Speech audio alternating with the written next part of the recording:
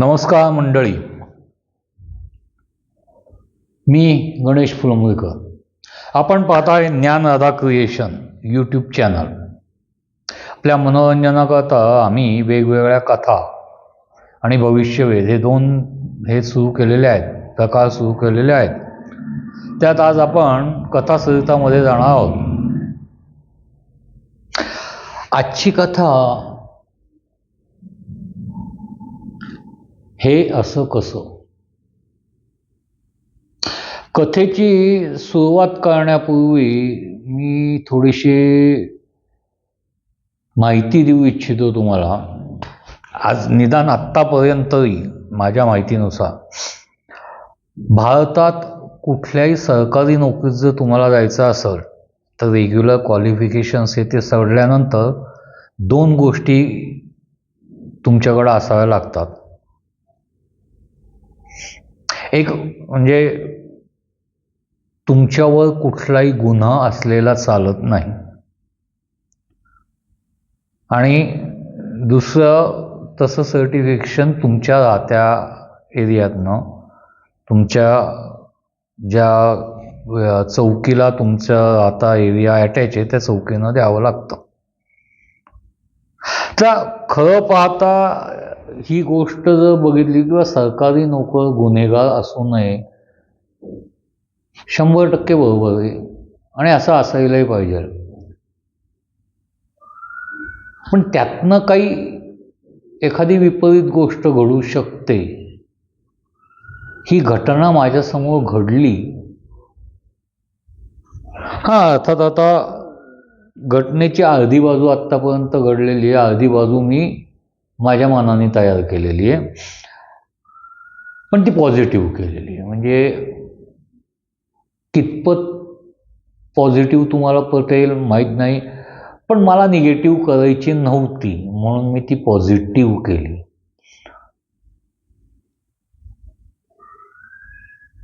आणि मुळात माणसाने आशावादी असावं ना, ते एक हे आहे. तसं बघायला गेलं तो कधीच कोणाशी फारसा बोलत नव्हता. हे शाळेत असल्यापासून त्याचा स्वभाव शांत होता, पण याचा अर्थ तो घाबरट होता असंही नाही. जर कोणी त्याला त्याच्या मनाविरुद्ध त्रास द्यायला लागला तर तो तीव्र प्रतिकार करायचा. आणि आपण अन्याय करायचा नाही, त्याचबरोबर आपण अन्याय सहन करायचा नाही,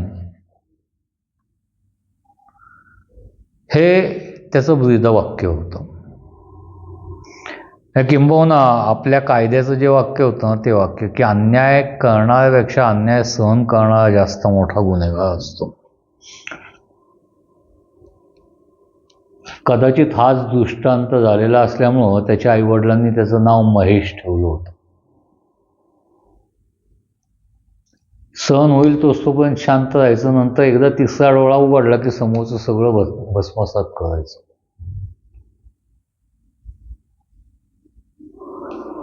कॉलेजची सेकंड इयर LLBची परीक्षा चालू होती.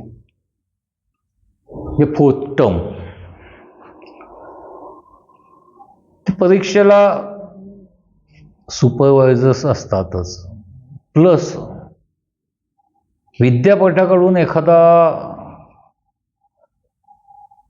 सुपरवायझर किंवा आपण म्हणू की इन्स्पेक्शन करणारा इन्स्पेक्टर नेमलेला असतो. तो अचानक व्हिजिट देऊन जात असतो. महेश आपला वर्गात बसून पेपर लिहित होता. अचानक एक मध्यमवयीन ग्रस्त, चेहऱ्याने राकट, डोळे करारी, चेहऱ्यावर थोडा मगरुरीचा भाव जास्त, अशा पद्धतीत तो आत आला. तो आत आल्यावर सुपरवायझर लगेच उभा राहिला. त्याने सांगितलं, सर व्यवस्थित चाललं इथं सगळं. त्याने असं सुपरवायझरकडे बघून, हो तेच बघायला मी आलोय, कितपत व्यवस्थित चाललंय तुमचं ते. असं करून त्यांनी रांगेत फिरायला सुरुवात केली आणि अचानक त्याला महेशच्या टेबलाखालती काहीतरी दिसलं, म्हणून वाकून त्यांनी ते उचललं. तो एक कागद होता. तो कागद बघितलं त्यांनी मान खालती घालून लिहित असलेल्या महेशला विचारलं, काय रे, कॉपी करतो का? इतर कुणी असतं तर डचकलं असतं. त्याने आपलं शांतपणे महेशने वर पाहिलं आणि सांगितलं की नाही, मी कॉपी करत नाहीये, मी माझा पेपर माझ्या बुद्धीनं सोडवतोय. आणि परत तो लिहायला लागला. आता यात त्या इन्स्पेक्टरला अपमान वाटावा की न वाटावा हे त्याच्या परसेप्शनवर अवलंबून आहे. कारण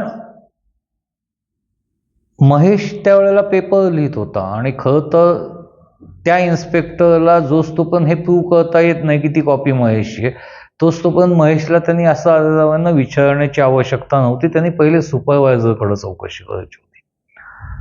पण तरी त्यांनी हे केल्यावर आणि त्या इन्स्पेक्टरची अपेक्षा की यांनी उभं राहून आजीजीनं बोलावं किंवा मान लावून बोलावं, ते महेशने काहीच केलं नाही. त्याने शांतपणे उत्तर दिलं होतं. म्हणलं त्यांनी चिडून टेबलावर त्याचा हात आपटला. हात आपटला. महेशचं लिखाण डिस्टर्ब झाल्यामुळं महेशने काहीशा कपाळावर आठ्या चढवत वर बघितलं आणि विचारलं, काय झालं सर? तू कॉपी करत नाही तर तुझ्या टेबलाखालती हा कागद आला कुठून?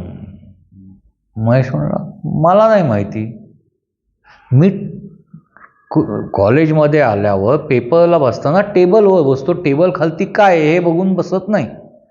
किंवा टेबल खालचं झाडण्याचं व्यवस्थित करण्याचं काम इथल्या शिपायाचं आहे, ते माझं नाही. त्याच्यावर हे महाशय अजून भडकले.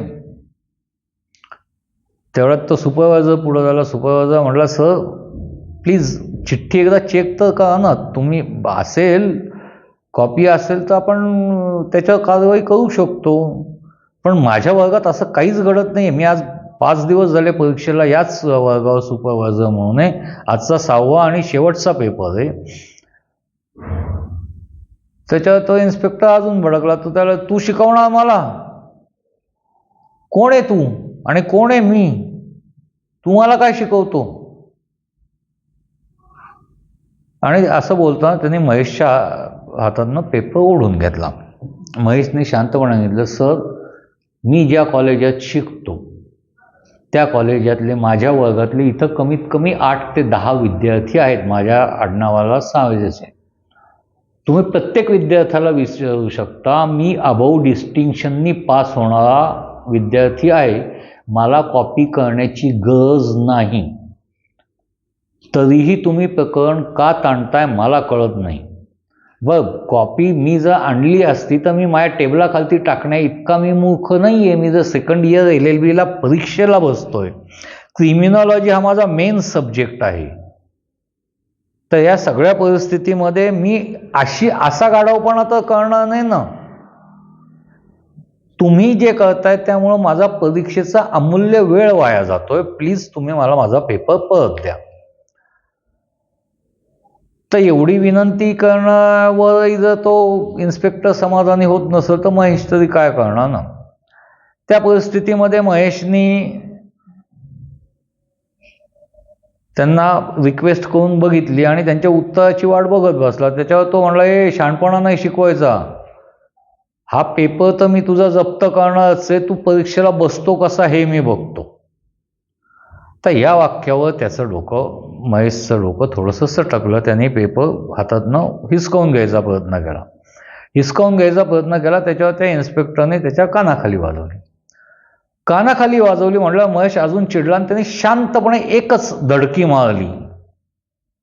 इन्स्पेक्टर बेशुद्ध होऊन खालती कोसळला. तर एवढं सगळं झाल्यानंतर महेश शांतपणे स्वतःच्या टेबलावर जाऊन पेपर सोडवायला बसला.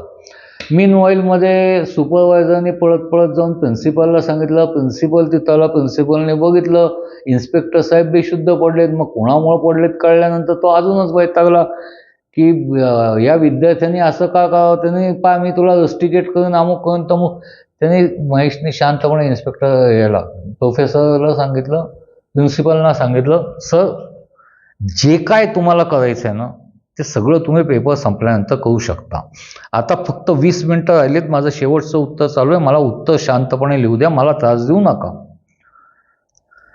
त्याचं हे वाक्य ऐकल्यावर प्रिन्सिपलच्या अजूनच तळपायाची आग मस्तकात गेली. त्याने पोलिसांना फोन केला. पोलीस सी असतोपर्यंत महेशचा सगळा पेपर सोडवला, व्यवस्थित हे केला, पेपर जमा केला आणि बाहेर येऊन उभा राहिला.